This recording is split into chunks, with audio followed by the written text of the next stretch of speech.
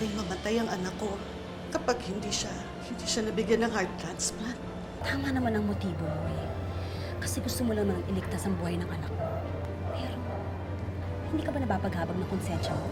Kasalanan ko kung bakit nangyari sa kanya yun eh. Gusto ko siyang puntahan pero natakot ako. Huwag ka na muna magpunta. Baka kung ano pang gawin sa'yo ng mga magulang niya. Lalo na pag nalaman nila yung totoo. Sino ka? Anong ginagawa mo dito? Magaan yung loob ko sa kanya. Mas magaan pa sa tunay mong kapatid. Tama ka. Hindi nga ako nalulungkot na patay na si Angeline eh. Magaan ho ang loob ko sa kanya. Hindi na nga magigising si Angelo. Hindi na mababalik sa akin si Angelo. Anong gusto mong gawin natin? Siya ba ang anak mo, Sen?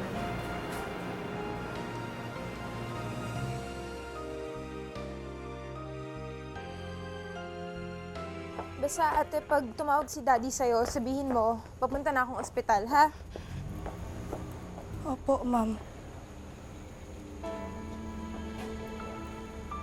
Pumasok na.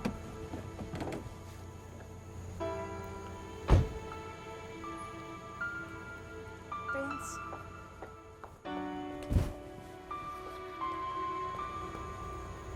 Yung kapatid mo ang rason kung bakit ako nagpunta dito. Ano nang lagay ni Angeline? Mrs. Avedra, napadalo kayo. Pasok po. Halika. Lira, siya si Mrs. Avedra, ang mami ni Vanessa, yung dumalaw sa'yo kagabi.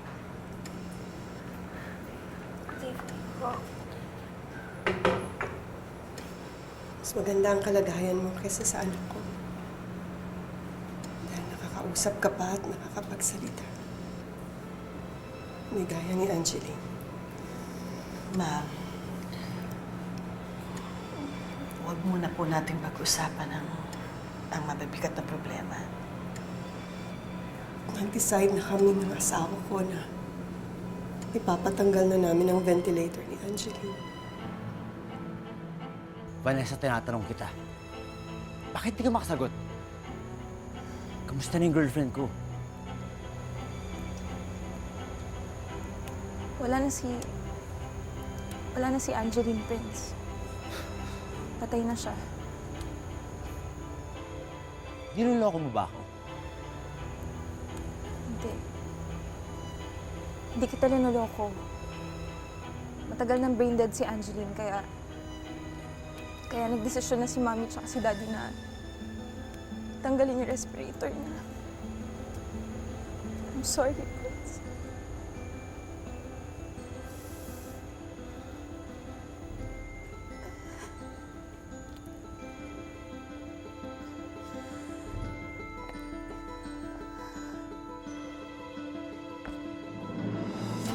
Huwag mo ako hawakan! Lumayo ka sa akin!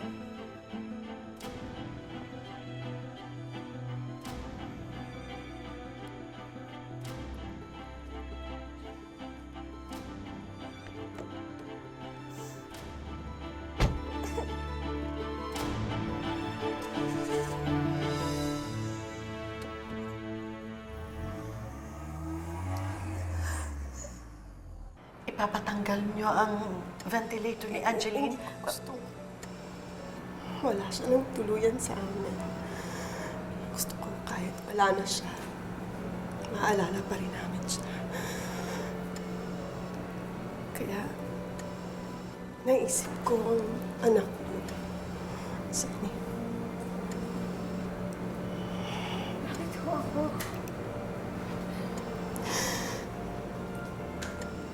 Mamamatay ang katawan ng anak ko. Pero hindi ko gusto tuluyan siyang mawala sa amin. Mabubuhay siya sa pamamagitan mo, Lira. Kaya gusto kong i-donate ang puso ng anak ko sa'yo.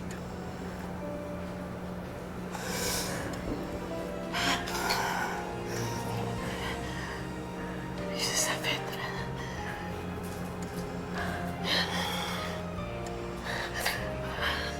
Maraming salamat po.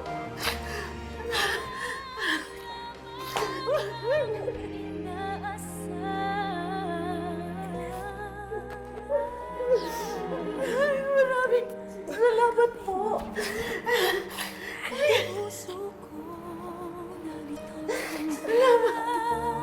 Salamat po.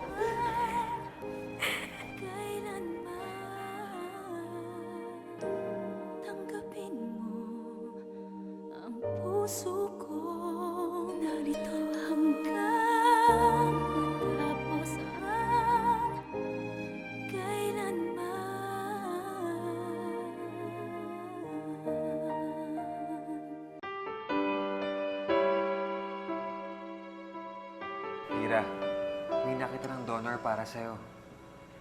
I'm so happy for you. Salamat, Dennis. Pasok po, doktora. Lira? Hi, Doc. Lira, siya si Doktora Gomez. Siya yung nirecommend na surgeon ni Dr. Umali para magsagawa ng heart transplant mo. Hello, Lira. Let's start with this, ha? Pakipisil nga yung mga kamay ko. Mahina nga yung grip mo. Dali, ah. Okay. According to this test, you also failed the last test your cardiologist gave you. But, it's going to be okay. All right? Dr. Gomez, lumabas na po yung test results ni Angeline. I think we have a match. That's perfect. We have a donor. Well, let's prep her for transfer because I want to do the surgery in my hospital. All right? Zenny, you can stay here. Kami nang bahala mag-asikaso. Doc? Nice to meet you. Salamat po. Salamat po. Thank you, Doc. Salamat Thank you. po. Bye. Thank you. Mira! Pakarahan ka na. Narinig ko. Narinig ko. Ano ako bigay? Narinig ko. Ay, naku. Kasama ka na sa natin. Pinagkakasasagawa ni Hot. Oo nga. Nay, natatakot ho ako.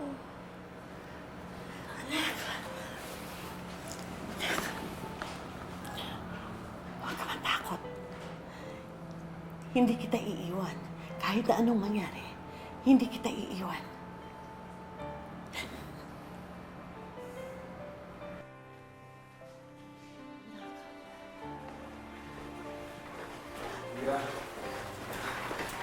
Anak, mahal kita, anak.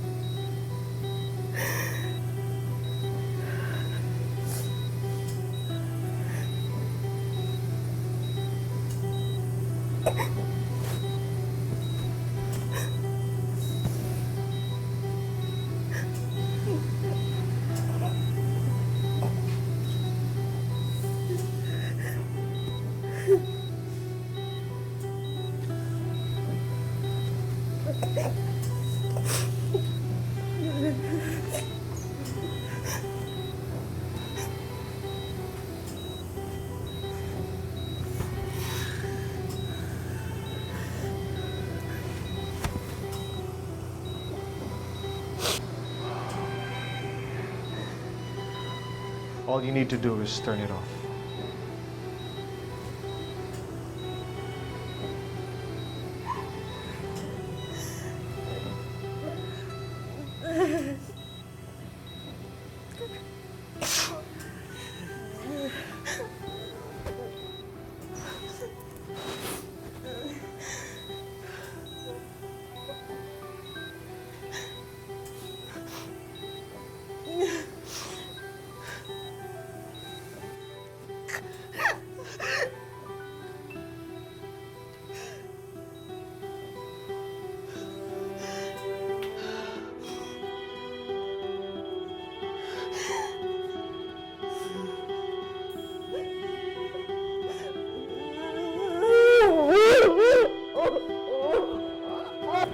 Time of death, 9:10.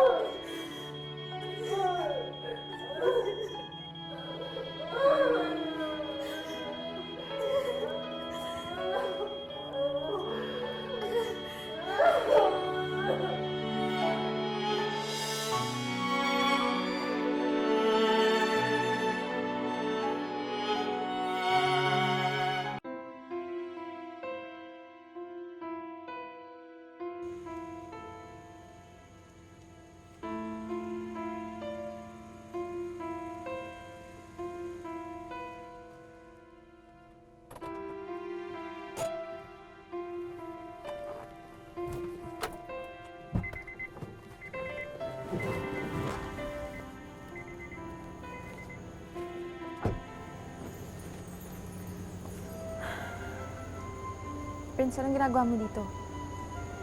Ba't hindi ka pumunta sa ospital? Di ba gusto mo makita si Angeline? Kahit naman makita ko siya, hindi magagawa pa ba ako?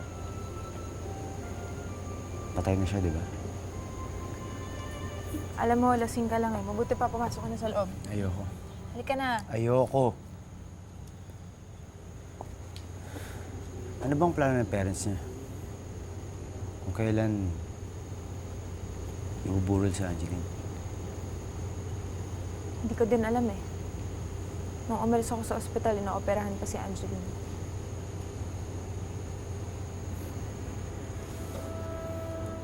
Inooperahan?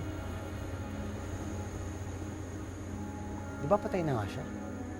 Bakit kailangan na-operahan? Nag-decide kasi sila mommy at daddy na i-harvest daw yung puso ni Angeline. Kaya ibibigay na lang daw to sa isang taong kailangan ng transplant. Kanino? Kanino ililipat yung puso ni Angeline? Kay Lyra. Sa anak ng babaeng nagdala kay Angeline sa ospital. Lyra? Narito ang puso ko, inaalay lamang sa'yo, aking pangarap, kahit saglit, ang ikaw at ako'y magkapiling, minsan pang makita ka, damdamin na Miss Banaag, Ma'am, pwede niyo na akong makausap si Doc? salamat po.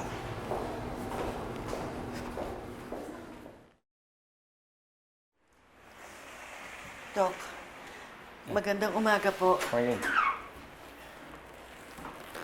Miss Seni Banaal, Opo, tama ba? opo. Have a seat. Usap-usapan dito sa ospital ang operasyon ng anak nyo. At bihira sa bansa natin ang ganitong operasyon. Kumusta na ba? Tapos na ba? Hindi pa po, Doc. Pero nagpunta po ako dito para pag-usapan po yung bayarin po. Doc, alam ko po na milyon ang babayaran namin sa ospital dahil sa operasyon. At nurse lang po ako. Pero ipinapangako ko po sa inyo na kahit na maliit ang sweldo ko, gagawin ko po ang lahat para mabayaran po ang ospital, para mabayaran po lahat ng obligasyon ko. Mrs., huwag niyo nang alalahanin ng mga bills. Kinausap na ho ko ni Mr. Saavedra at sinagot na ho niya ang lahat ng gastos. Huh?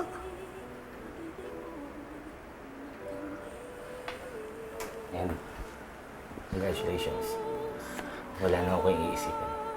Salamat po. Salamat po. Sa pag-ibig mo, ikaw lamang ang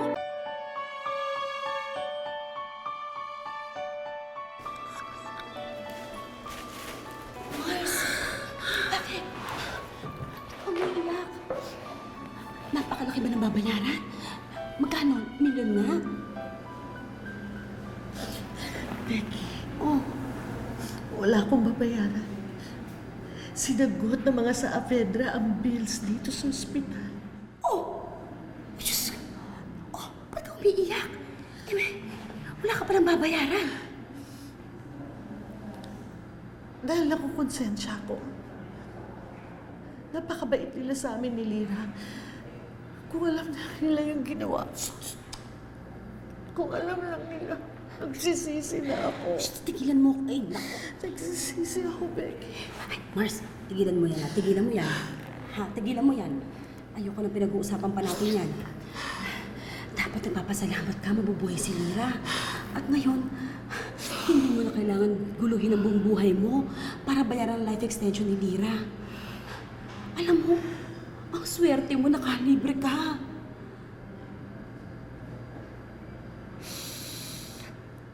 Walang libre sa mundo, Becky. Lahat may bayad. Alam mo yan. Lahat pinagbabayaran.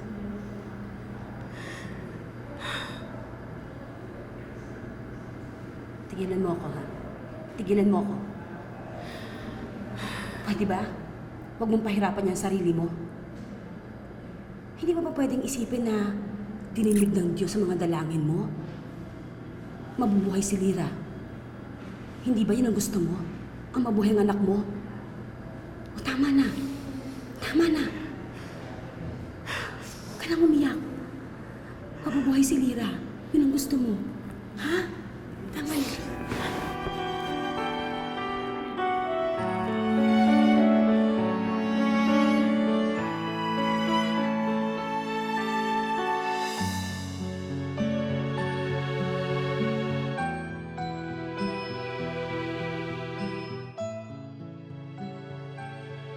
Mommy, I got an UP!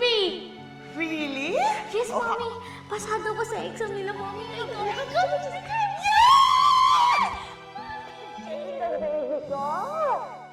Pasado ako, Mommy, oh!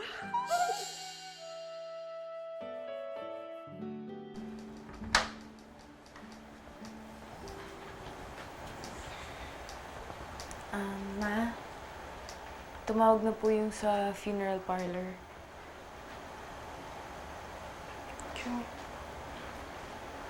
Can you just fix it? Ikaw nang bahala. Pero ma, Can you just leave me alone?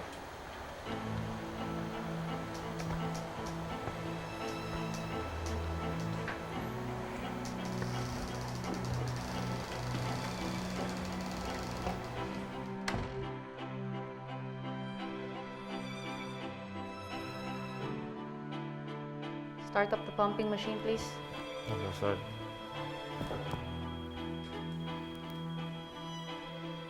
Doc, the heart's not responding. Kailangan gumana to. Kailangan gumana.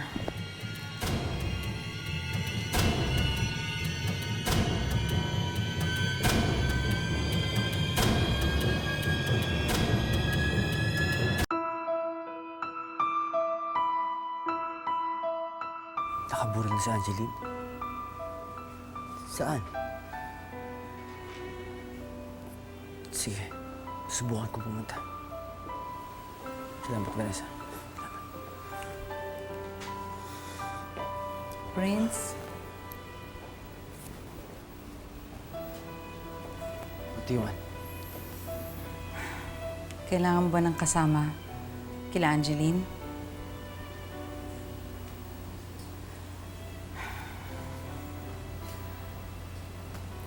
I know that we don't have the best mom and son relationship.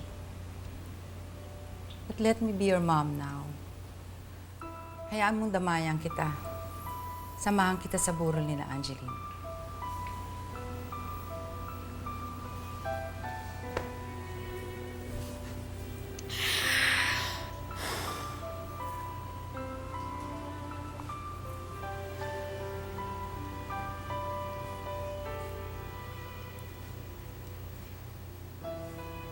Hindi ko alam kung ano mo kaya kong harap sa pamilya niya, ma. Nahihiya ako. Gusto ko makita si Angeline. Gusto ko makiramay. Gusto ko magluksa, pero mahihiya ako.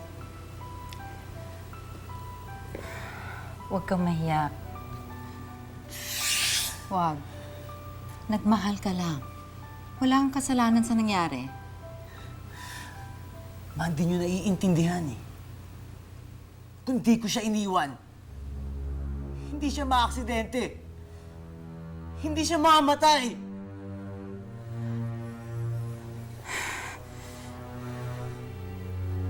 You mean magkasama kayo that night? Magtatanan na kami. Nagbago isip niya. Nag-away kami. Tapos... Alam ba nila, Roxanne, na magkasama kayo that night? Sagutin mo ako. Alam ba nila?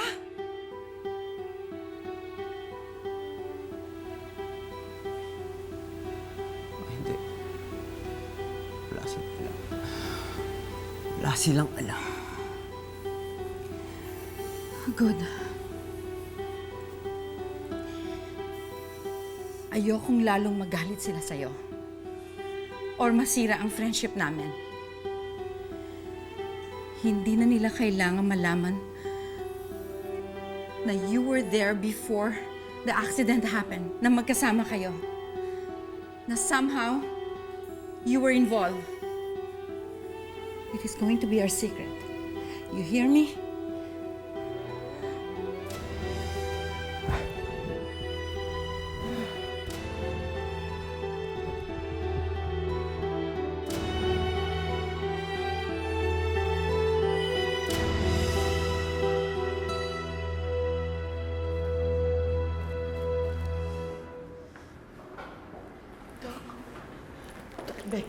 Becky.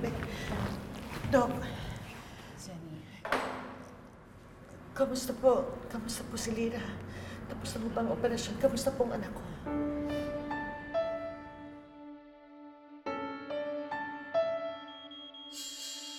Lira, come on. Lira, fight. Still flatlining, Doc. I know, but we gotta try our best. This is going to work. Doc. Starting to beat. Thank God. Congratulations, guys. The heart is beating. Lira is in the recovery room. The operation was a success.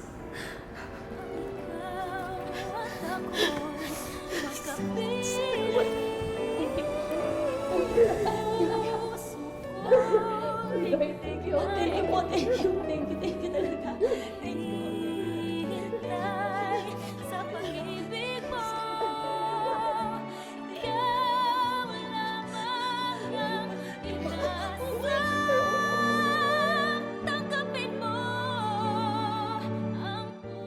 The operation may have been a success, but there's a possibility that her body will reject the heart.